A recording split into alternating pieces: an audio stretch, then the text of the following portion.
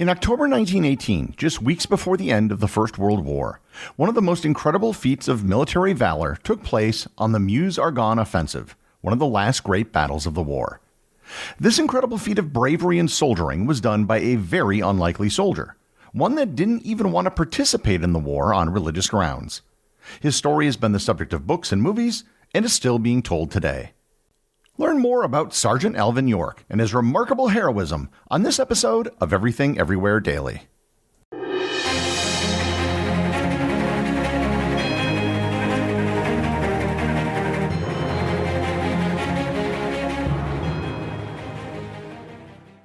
This episode is sponsored by Heaven Hill Bottled and Bond Bourbon. I recently had the chance to try Heaven Hill Bottled and Bond, and I can attest to its exceptional aromas with hints of caramel and vanilla intertwining with its oakiness, which provide a well-rounded flavor profile. Taking a sip is akin to experiencing a piece of bourbon history firsthand. Heaven Hill Distillery may be America's most quintessential bourbon distillery. Established in 1935 after the end of Prohibition, the distillery was established by the Shapiro family and has remained a family-owned distillery to this day. In 1897, Congress passed the Bottled in Bond Act, which set forth strict rules for any bourbon labeled Bottled in Bond. Heaven Hill Bottled in Bond Bourbon goes beyond the stringent requirements of the law by aging its bourbon for 7 years, not 4. The end result is a gold medal-winning bourbon that truly stands out. Available nationally, look for a bottle at your local store. Heaven Hill Bottled in Bond. Heaven Hill reminds you, think wisely, drink wisely. This episode is sponsored by Expedition Unknown. Did you know that there's proof that Robin Hood may have been a real person using underground passageways in England to rob the rich? Or that gold coins discovered on the beaches of Florida may be connected to a Spanish treasure fleet that sank in 1715? On the Expedition Unknown podcast from Discovery, Josh Gates travels the world to investigate history's greatest unsolved mysteries. He'll take you through Russia and Germany looking for stolen objects of great value pillaged by the Nazis during World War II, to Nepal to uncover mysterious caves high up in the mountains, or Peru to uncover the meaning behind giant geoglyphs drawn in the earth hundreds of years ago. With direct audio from the hit TV show, you'll hear Gates explore stories like the disappearance of Amelia Earhart in the South Pacific and the location of Captain Morgan's treasure in Panama. Travel the globe with Josh Gates as he investigates some of humanity's greatest feats and most iconic legends. Listen to Expedition Unknown wherever you get your podcasts. Alvin Cullum York was born on December 13, 1887 in Pall Mall, Tennessee. He was born and raised close to the Kentucky border in the Cumberland Mountains to a family that most outsiders would call hillbillies. His family was very poor, as were most of the people in his community. He was the third of 11 children, and his family lived in a one-room log cabin. For the most part, his family engaged in subsistence agriculture and hunting to provide their food. Alvin's father, and later himself, engaged in many odd jobs just to earn some money. Alvin's formal education only went through the 3rd grade, at which point he had to give up schooling to help earn money and provide food for his family. As part of providing food for his family, he became an accomplished hunter, and as a result, he was an expert marksman. While his ability with a rifle certainly contributed to his later military success, more on that in a bit, much about his life before the military made him a very unlikely hero. Strangely enough, he made for an unlikely hero for 2 completely different and diametrically opposed reasons. The first had to do with the fact that York was an alcoholic with violent tendencies. He would often binge drink, getting extremely drunk, usually on locally produced moonshine, and would get into fights. He hung out with what you could call a bad crowd and got into constant trouble. This is not the sort of behavior you usually associate with a hero, and indeed, it wasn't the sort of behavior that eventually was this war hero. When he was well into his 20s, still unmarried, he fell for Gracie Loretta Williams. She was one of the more beautiful women in the area, but her and her parents had high standards. Given his behavior, they wouldn't let Alvin court their daughter. Alvin began going to church every week just because it was the only chance to see her. In late 1914, a close friend of his, Everett Delk, was beaten to death in a drunken fight in Kentucky. It was then he realized that if he was to avoid a fate similar to his friend, and if he was ever to have a chance with Gracie, he had to straighten up and change his ways. In December 1914, Alvin attended a revival by a Christian minister named Reverend Melvin Herbert Russell. And on New Year's Day 1915, Alvin had a religious conversion, which he described as saying, quote, "It was as if lightning struck my soul." By all accounts, Alvin's religious conversion was very genuine. He completely changed his behavior overnight. He stopped drinking, swearing, and cavorting with the other men who were getting him into trouble. And all of his neighbors noticed the change in Alvin. When Gracie and her parents saw that Alvin's change was genuine, they agreed to let him see their daughter, and in June of 1917, they became engaged. I mentioned that there were two diametrically different reasons why Alvin York was an unlikely hero. The first was the drinking and the fighting. However, when he changed his ways, he also became a devout pacifist, which was the second reason why he was an unlikely war hero. When the United States entered World War I, a draft was instituted. York initially refused to even register for the draft. He believed that the Bible said it was wrong to kill, and as such, he didn't think he could in good faith fight in the war. As he later said, quote, "I was worried clean through. I didn't want to go and kill. I believed in my Bible." End quote. Eventually, he was convinced by his local pastor that he should register for the draft or else he could wind up in prison. At first, he sought exemption from the draft as a conscientious objector. On the draft form, there was a question that asks, quote, "Do you claim exemption from the draft? Specify grounds." And York wrote, "Yes, don't want to fight." His request for conscientious objector status was rejected because his church, the Churches of Christ and Christian Union, wasn't a recognized established church, and they didn't explicitly have a policy on pacifism. At the time, conscientious objectors weren't totally exempt from military duty. It only meant that they would be assigned to a position that didn't conflict with their beliefs.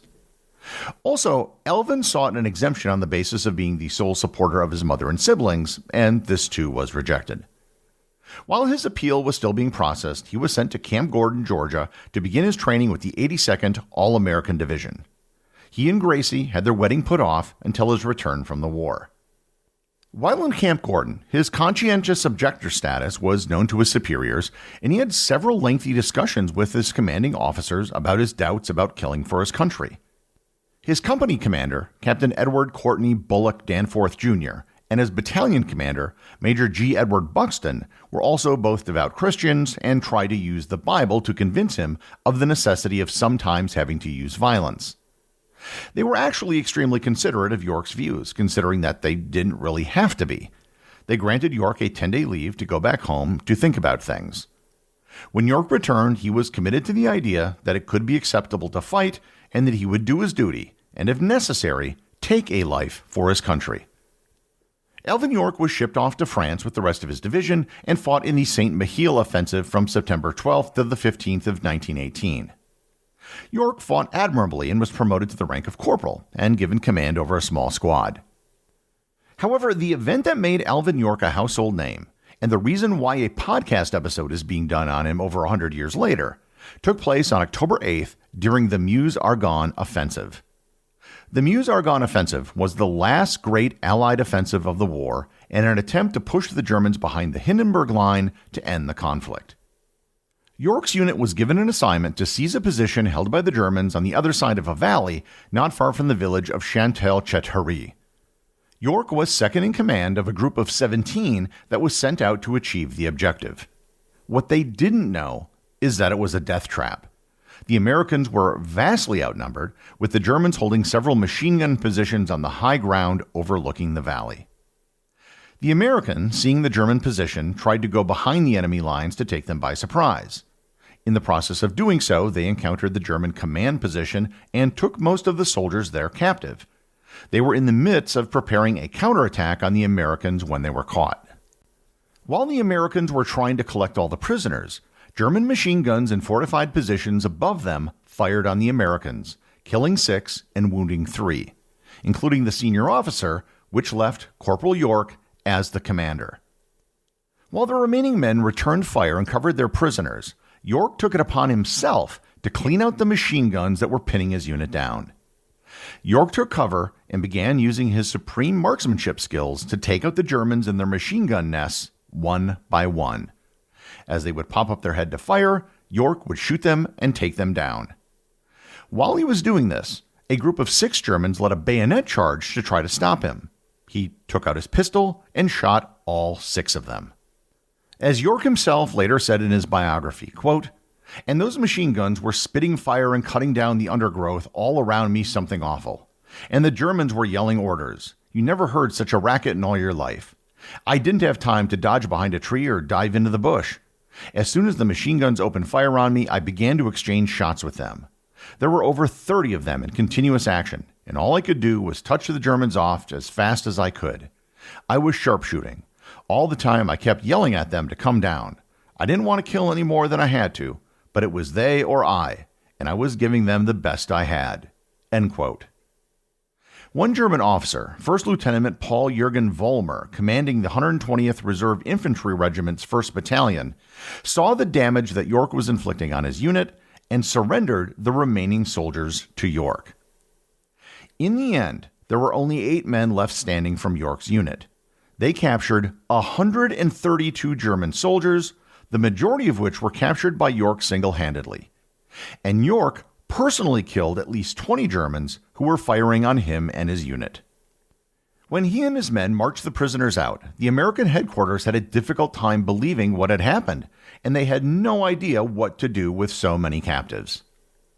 The actions of Alvin York and his unit allowed the continuation of the American attack and the capture of the Decauville Railroad by the end of the day.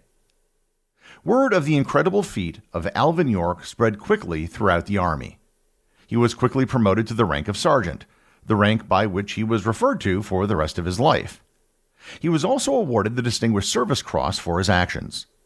However, after a further investigation of what happened and how the events transpired, his award was upgraded to the Medal of Honor. He received the Medal of Honor from the leader of the American forces, General John J. Pershing. That, however, was just the beginning of the honors bestowed upon him. Italy honored him with the Croce al Merito di Guerra. The French awarded him the Croix de Guerre, the Médaille Militaire, and the Legion of Honor. His awards were presented to him personally by Marshal Ferdinand Foch, the supreme Allied commander in France. He told him, quote, "What you did was the greatest thing ever accomplished by any soldier, by any of the armies of Europe." End quote. In all, he received over 50 awards from various countries. However, despite all the awards, the public didn't know about his heroics. And that wasn't until an article was published in the Saturday Evening Post on April 26, 1919. With the article telling his story, Alvin York was vaulted from obscurity to becoming the most famous man in America almost overnight. When he arrived back in the U.S. in New York, a welcome reception was held in his honor that was attended by thousands of people. He went to Washington, D.C., where he was given a standing ovation by the House of Representatives. He made it to Georgia, where he was routed out of the Army, and then a week later he was back home, where he was married to Gracie, by the governor of the state of Tennessee. He was bombarded with business opportunities, including movies, appearing on stage in vaudeville shows, and endorsement deals. Adjusted for inflation, the amount of the offers he received would be in the millions of dollars today. And he turned them all down to live on a farm in the region where he grew up. He did, however, use his influence to better his community. He lobbied the state to build a road to better serve his town. In 1926, he founded the York Agricultural Institute, which was to provide vocational training to young people in Tennessee. During the Second World War, he tried to enlist again, but due to declining health, he was instead given a commission at the rank of major in the Army Signal Corps. He spent the war touring military bases and helping to sell war bonds. After years of rejecting offers from Hollywood to tell his story, he finally relented in 1940 when he wanted to build a Bible school. The movie that was made starred Gary Cooper, and the film was released under the title Sergeant York. Sergeant York was the highest-grossing film of 1941, and it earned 11 Oscar nominations, winning 2 for Best Actor and Best Editing. In his later life, he came to believe that the First World War didn't particularly solve anything. On the other hand, he also became very hawkish in his later years, even advocating the use of nuclear weapons. After decades of health claims, he passed away on September 2, 1964, at the age of 76. His wife Gracie died in 1984. Sergeant Alvin York's legacy is that of a humble hero who, despite his initial reservations, served his country with distinction and bravery. Despite the potential to cash in on his fame, he declined almost every opportunity just to live on his farm with his family. York's dedication to his community and his country, both during and after the war, remains an inspiring tale of heroism and selflessness. The executive producer of Everything Everywhere Daily is Charles Daniel. The associate producers are Ben Long and Cameron Kieffer. Today I have a couple of short reviews that were left on Spotify. The first comes from Madam Bass, or maybe Madam Bass, who writes, "This is the best podcast of all time. Hello from Iowa. I can't wait to join the completionist chapter here." The next review comes from Amanda Guthrie, who writes, "Great podcast. Your delight in learning is contagious. You are like the most interesting uncle I've ever had. So yes, I've decided to adopt you. Welcome to the Guthrie clan." Well, thanks to both of you, Madam Bass or Bass. The keys to the Iowa Completionist Club will be waiting for you when you qualify. And Amanda, I hope to see you and Arlo at the next Guthrie family reunion. Remember that if you leave a review or send me a boostagram, you too can have it read on the show.